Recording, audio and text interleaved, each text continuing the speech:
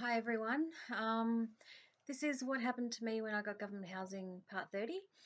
And for this video, I'm going to try something different just to see how it works and if I can get the editing in because I've never trained in video editing and I'm just a normal person trying to tell you my story about what happened to me in the justice system. So I don't know if it'll work, but I want to get to the end of this story as soon as I can because there are things that I would like to discuss and things that I would like to make public.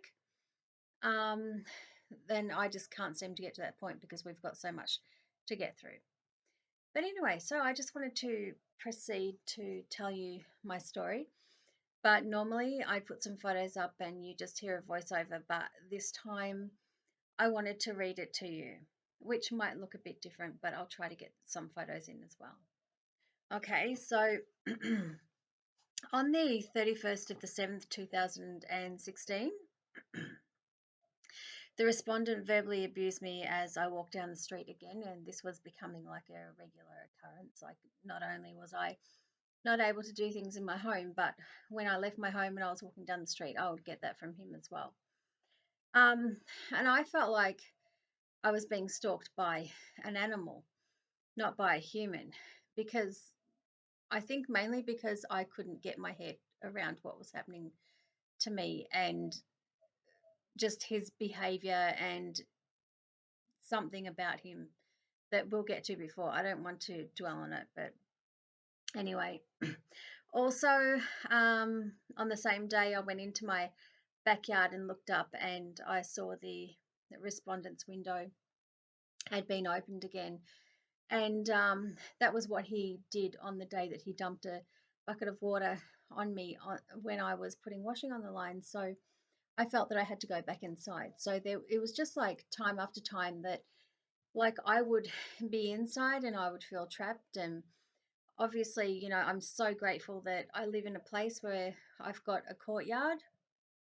I'm always grateful for that. The fact that I'm criticizing everything that happened to me doesn't mean that I'm not conscious of how lucky I am. But anyway, so I'd be inside and I'd be wanting to go outside because that would be normal for me, to go out all the time to do housework and chores and gardening and washing and everything. And it would happen time and time again that I would do that and then he would open the window. So if I saw that, I would basically feel scared that he was going to dump water on me again. So I'd have to go back inside. And that was really, really hard to deal with. Um, and what also happened on that day and what happened frequently was that he would use sawing and sanding machines inside his unit, which are pretty loud. Like, if people are using those things across the street from where you live, you can hear them. But in this case, it was happening inside a block of units. And in my case, it was actually in the unit above me. So that was horrible. Then on the 3rd of the 8th, 2016, I took a photo of some of the woodwork that he worked on because I knew that I was going to be making these claims about what he was doing, like all the sawing and hammering and sanding and so forth. So I wanted to take a photo of that in to prove what I was saying, because I still had the idea that maybe one day the police would listen to me or one of the judges who I came before would listen to me or that I would find a lawyer and I needed a photo of what was happening in order to prove all of my claims. I intended to prove everything that I said. I never wanted anything to be hidden. And I always made sure that they were told that everything could be verified. So anyway, but that sawing, the sawing was from an electric saw. It wasn't, you know, and the sanding was from an electric sanding machine. So it was really bad and it went on and on and on and gave us really bad headaches. Um, let's see. So on the 4th of the 8th, 2016, that was when I went back to the Melbourne Magistrates Court to have the final hearing for when I made the application to get my daughter back on the intervention order that I had against the respondent. And as I said previously, to this day, I don't understand why the judge took my daughter off. I mean, the respondent has no claim over my daughter. He doesn't know me, and he definitely doesn't know her. And I don't know, how that came about. So anyway, the judge who removed my daughter from the order also removed sections 6, 8, and 10 from the order without explanation. I don't remember what they are, and it's too hard for me to revisit those. But any of you who are familiar with intervention orders, there's normally a standard lot of sections that are on them. So you'll be able to see which ones relate to that.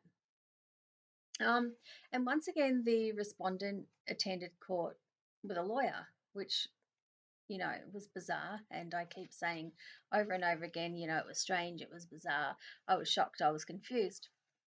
And I was. It was pretty bizarre that someone who lived in public housing, who, you know, called himself a pensioner when questioned about his occupation in court, kept turning up to court with a lawyer. And lawyers at that time cost $1,800 per day. And he turned up to court with a lawyer day after day after day. So I have no idea how much that adds up to. I couldn't imagine it. When I was working full time, um, before I had my daughter, I wouldn't dream of making a booking to speak to a lawyer, let alone asking one to attend court with me, because I couldn't afford, the payment to speak to them, not just, to have them represent me in court. Um, yeah. So, and it seemed to me that the respondent was free to use the court to assert power over me, and I wasn't able to stop him because I had no one who shared my disgust about what was happening. If that man could go to court and stop me from having an order against him, then anyone could go to court and stop anyone from getting their child on an order. It beggars belief how he managed to do that. No one asked him why he didn't want my daughter on the order.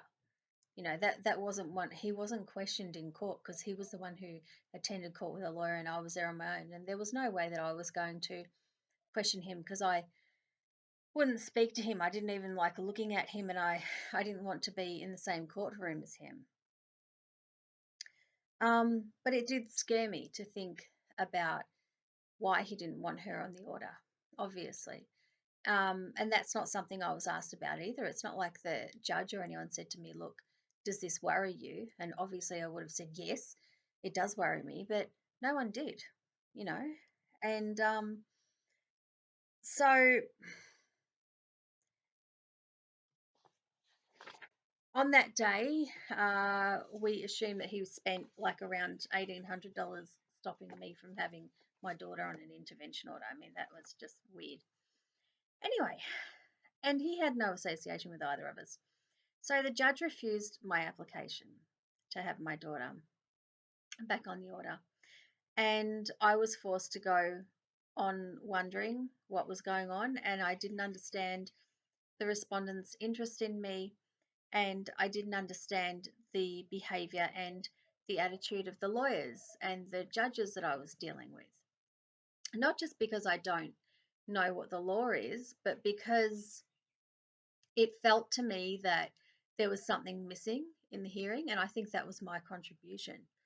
Um, just because I was there representing myself doesn't mean that they get to bypass my evidence and my contribution, but that's how it felt. I was basically steamrolled every time I went into court because I was there on my own. And this is despite the fact that I was quite capable of talking to myself, talking for myself, and I was quite capable of explaining what was going on. And I was willing to. I mean, I turned up for every court hearing that I was told to turn up to, and I turned up on time, and I turned up with evidence. So I can't understand why I was treated the way I was. And while I'm on that subject, given that I'm making these allegations, I also wanted to make it clear that if anyone ever wants to check what I'm saying about these court hearings, they have my permission to do so. The Melbourne Magistrates Court have cameras in all of the courtrooms, and so my evidence, along with everyone else's, was on was on camera, and they also have sound recording equipment. And I would give my permission for any of my court hearings to be made public or to be seen by anyone who goes down to the Melbourne Magistrates Court and requests to see those hearings. I want people to see how I was treated, and I want people to verify what I was saying, you know, or even look at the court hearing and come back to me and say, oh, well, actually, your daughter was taken off the order for these reasons. I'm more than happy to listen to it. Um, the other thing is that the behaviour of the respondent in the actual courthouse was pretty bad as well, and that wasn't taken into account. Like, for example, when you go into court, unfortunately, you have to wait in line for quite a while. I was told that at the time that I was going through court, the Heidelberg court was flooded, and for some reason the cases were moved over to the Melbourne Magistrates Court. I don't know if that was true, but that's what I was told. So when you're in court, you wait for quite some time to have your case heard. I always waited for a minimum of 4 hours to have my case heard, even though I turned up to court on time and many other people didn't. When you're in the courtroom, there's a desk that you can go to ask questions and get your orders and ask which courtroom you're in, and the courtrooms are on the other side of the room. And it's a very large waiting area with some couches. But that doesn't change the fact that you and the respondent are in the same room. You're in the same waiting room and you're in the same court. And when I was waiting in that area, he would actually follow me around the waiting area. And when I first started going to court, people noticed that, like there were security guards that noticed that. But I don't believe anyone ever did anything about it. And certainly his lawyer didn't do anything about it.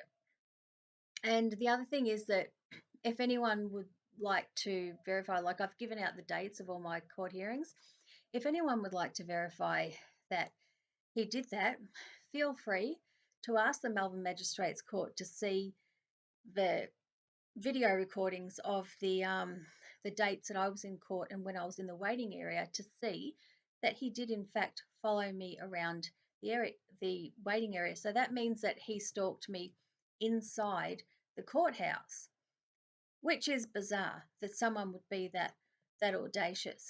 And going to the toilet is hard in the courthouse as well. I mean, you're there for a long time, at least 4 hours, and often you can go to court at 9:30 in the morning. You have to basically get there by 9:30 to check in by 10, and you can be there till like 4 p.m. Um, and yeah, so you need to go to the toilet, and the way the toilets are, there's a very narrow corridor, and there's like a T at the end where the female toilets are down one end and the male toilets are down the other end. And he would actually hide behind whatever that is, behind the corridor. And it was very hard for me to get to the toilet. So I ended up actually catching an elevator like to a different floor to use the toilet. But anyway, so the respondent was constantly using power tools in his unit and on the balcony and hammering on my ceiling day and night. And that stopped me from sleeping. On the 17th of the 8th, 2016, he was banging metal on metal. I have no idea what that was, but I can recognize the sound. I don't know what was making the noise, but it was getting worse all the time and it terrified me. By the 20th of the 8th, 2016, I was completely exhausted and from everything that had happened so far. And I knew that I couldn't cope, but I still hoped that the respondent would be charged. Like basically, I knew that the police weren't doing anything, but I fantasized that they would. It had been over a year since he first assaulted me, and he had repeatedly assaulted me, over the last 18 months. And I knew the police weren't doing anything because I knew he hadn't been charged, and clearly he kept doing things to me. But for some reason, I kept thinking that they would, or I kept hoping that they would. I just clung on to that idea. Um, and there was one time, which is like really hard for me to think about, where I actually fell asleep during the day, and I woke up and I looked for my daughter because I couldn't find her, and I ran from room to room. And it wasn't a nightmare. This is something that actually happened, and I couldn't find her. And then after a while, I realized that I couldn't find her because she was at school. And I realized that what had happened is that I must have woken up during the day and taken her to school and then got home and passed out. And when I woke up, I had no idea what day it was or what time it was. And I think that was as a result of just sheer and utter exhaustion. I was like not sleeping, and I was constantly nervous and scared and confused. And, the burden of, compiling detailed evidence, which included statements and making phone calls to the police and all the things that are involved in having an intervention order against someone when the police are not supporting you, just completely drained me. And the effects that it had on me and my life were very severe, and quite scary, because it was scary to not know where my daughter was, even though she was at school, which, thank God.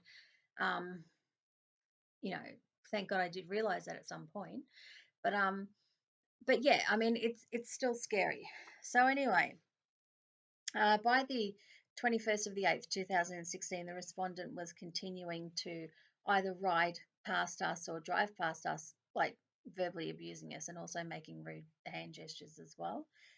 Um, he made me feel sick, but that didn't seem to matter to any of the people who worked in the justice system. The people who were trained to help people refused to help me. People with law degrees believed everything that the respondent said and seemed to kowtow to everything that he wanted. The respondent was a disgusting, violent idiot who imposed himself on my family, and I couldn't get rid of him because the people working in the justice system just wouldn't listen to me. By that stage, that is by August 2016, I had contacted the police, police command, the ombudsman, MPs, community lawyers, the housing officer, the manager of the Office of Housing, IBAC, and private lawyers, asking for them to do their job to assist me to stay safe, and none of these people helped me. I was taught to believe that I was helpless. No one ever walked up to me and said that I was, but they proved it to me in other ways. Simply, I mean, I showed you a video of how the police treated me in a few videos back, but not just with arguing with me, yelling at me, stonewalling me, refusing to assist me, refusing to attend my triple O calls, lawyers refusing to represent me, people in court assuming the worst of me. Um, I don't know what made them assume things about me, but I always made it clear that I was, willing to be questioned and willing to answer any questions. And they made me feel like it was too much hassle for them to read my evidence or to give me the time to actually listen to what I wanted to say. If I tried to push my case or argue against the way I was being treated, I was labelled rude, and I was written off and stonewalled and shooed away.